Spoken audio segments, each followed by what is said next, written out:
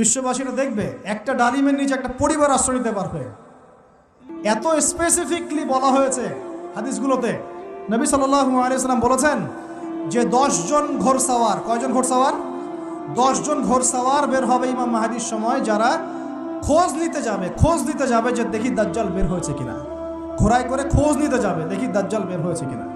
ওই 10, নবীজি বলছেন আমি ওই 10 জনের নামও জানি, ওদের বাবার নামও জানি। সুবহানাল্লাহ।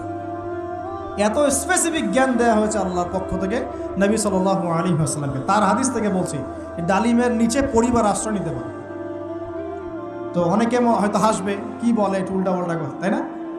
নাস্তিকরা মনে করতে পারে যে হাসবে, আরে হাহারি এক দিয়ে রেখে দেবে। এখন মানুষ ফেসবুকের মতো চিন্তা করে, ফেসবুকের মতো হাসে, ফেসবুকের মতো কাঁদে। মানুষ এখন রোবটিক হয়ে গেছে, ঠিক আছে? আচ্ছা, তো এরপর কি? এরপরে বরকতের এই সময়টা শেষ হয়ে যাবে কখন? যখন মানুষ আবার সেই জেনা, পাপ, শিরিক, কুফর এগুলোতে লিপ্ত হবে। আল্লাহ রাসূল বলছেন এমন একটা মানুষও বাকি থাকবে না, একটা মানুষও না যে খালি লা ইলাহা ইল্লাল্লাহ কালিমাটা পড়তে জানে, এমন একটা মানুষও বাকি থাকবে না। বলেন নাউযুবিল্লাহ। ওরা হবে এই পৃথিবীর সবচেয়ে নিকৃষ্ট মানুষ।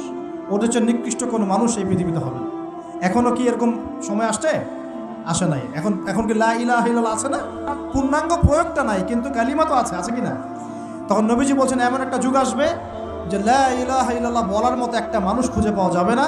আর মানুষ রাস্তাঘাটে কুকুরের মতো জেনা করবে।